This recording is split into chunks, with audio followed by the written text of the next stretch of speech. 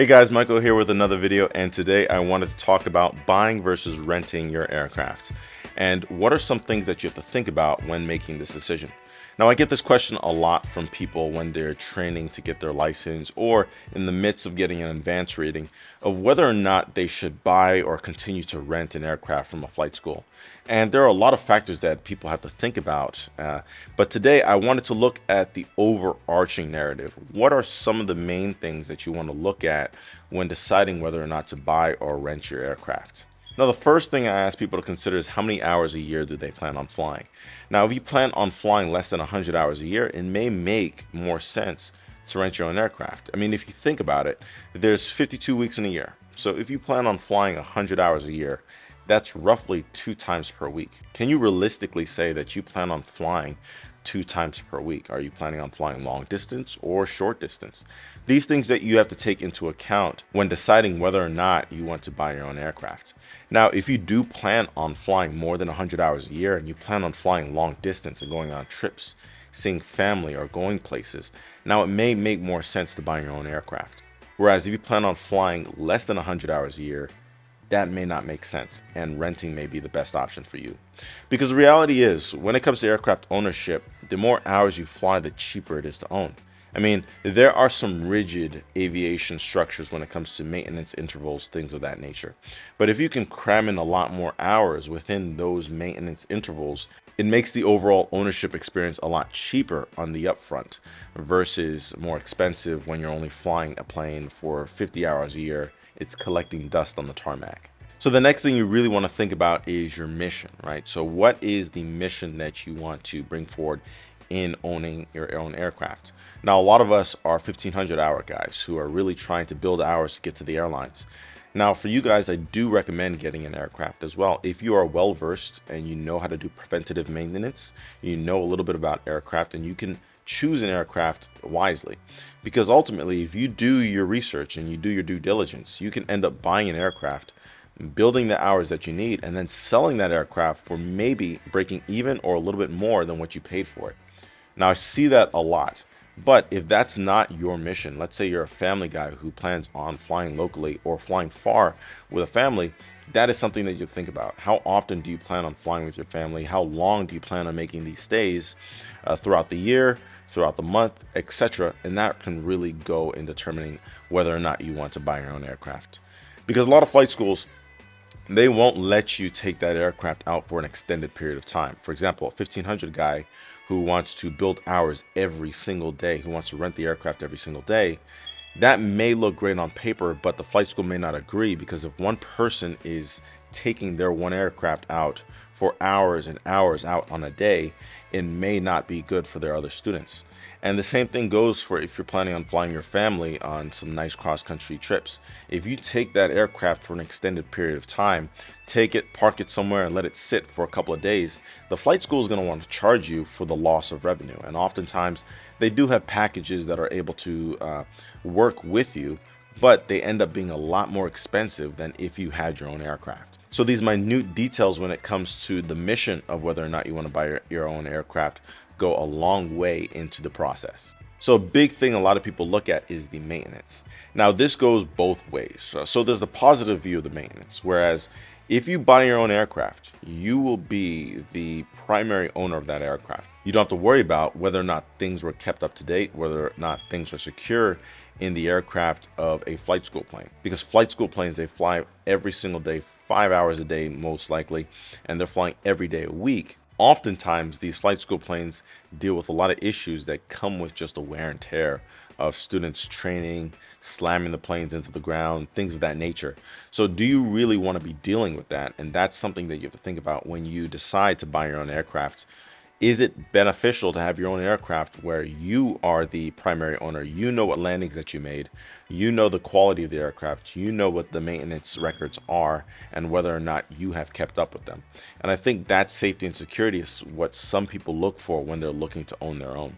But then on the flip side of maintenance, there's the factor that maintenance is expensive. Like I said before, the more hours that you fly a year is the cheaper that it will be, because technically speaking, you're spending more time, more hours flying that aircraft for the large sums of maintenance that you're going to put in. So technically, per hour of flights, per dollar of maintenance, that ratio works a little bit better if you're flying more frequently.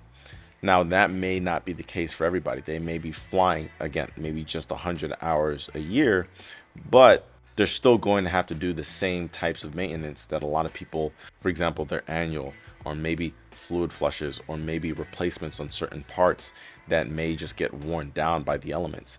And these little factors really go into a long way when deciding whether or not you want to rent your own aircraft or buy it, because now you really have to think about the maintenance and the degradation of the aircraft. There's a lot of things that pilots have to do. You have to keep track of your engine overhaul. You have to think about your annual. You have to think about your inspections, whether it's your altimeter, whether it's your ELT, little factors that go into it. And even an engine overhaul, right? Like I mentioned before, that could go upwards of $24,000 just for a single engine aircraft. And don't even think about it when you have a multi, right? That can get miles more expensive. So these little things people will have to think about when they're deciding to put their foot forward into purchasing their own aircraft.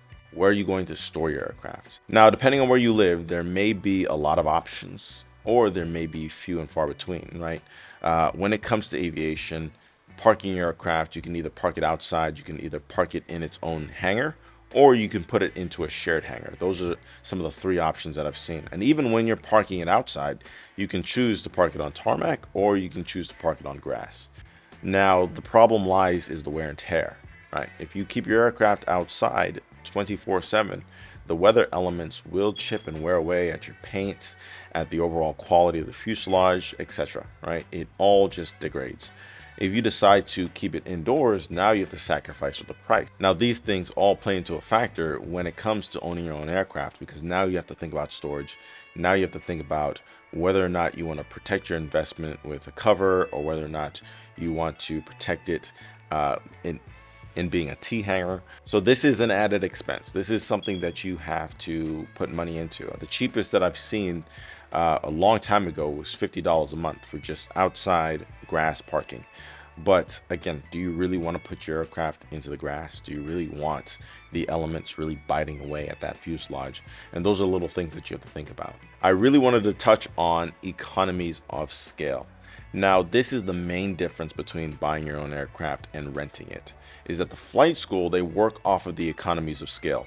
That price that you see wet for renting a Cessna 172 or a Piper Cherokee, that generally takes into account the amount of usage the aircraft is getting. For example, a busy flight school may have a lot cheaper prices because the economies of scale. If more people are flying that aircraft, the flight school is getting a lot more income and more profit, then they can spread that out evenly, reducing the prices. But going back to the first thing I said about hours, how many hours do you plan on flying your aircraft? Because those same economy metrics may not match up. If you only plan on flying your aircraft 100 hours a year or 200 hours a year, those economy metrics may not match up when it comes to fuel cost, when it comes to maintenance cost. Whereas when you're renting an aircraft, they may match up a little bit better so that you can get a cheaper overall hourly cost. The hourly costs don't stop when you own your own aircraft. That's what aircraft owners do. I like to tell a lot of people that aircraft owners aren't the richest people in the world. They just know how to budget correctly. Every hour an aircraft owner flies, he takes a sum of money and puts it into something we call a reserve fund. So they calculate what their hourly cost is based off of oil consumption, based off of fuel consumption, etc. And oftentimes on top of that hourly cost, they have to pay for the fuel out of pocket. So these little things, they add up over time. And oftentimes the hourly cost that you're paying to fly your own aircraft will always be a larger cost than if you planned on renting your own aircraft. And again, these are just the little things you have to consider. But ultimately, my friends, it comes down to convenience. Would you rather be able to pull up your car to your T hangar, pull out your plane and fly with your family in privacy, not having to worry about bringing back a plane in time? Or would you rather have to get on a schedule of a flight school, get between busy students, figure out when there's availability of the aircraft, and be cramped for time? is at the convenience that you want. And at the end of the day, a lot of us own our own aircraft because we want the convenience of being able to hop out, pick up our plane, and fly whenever we want at any time that we want.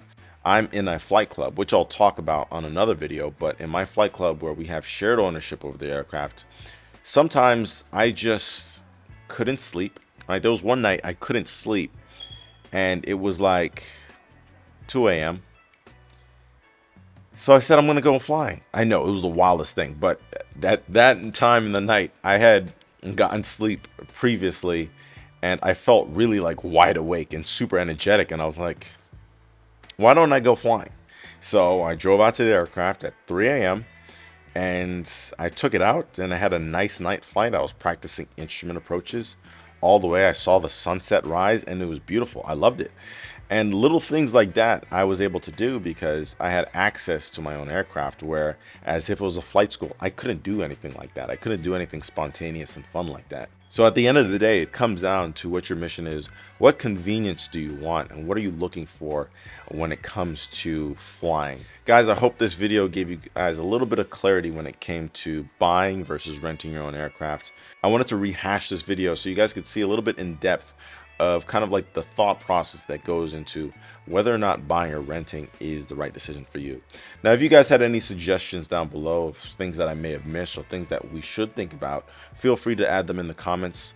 If you guys liked what you saw today, feel free to like the video. And if you want to see more of my content, feel free to subscribe. I'm working hard to release videos weekly, and I hope to see you guys in the next one.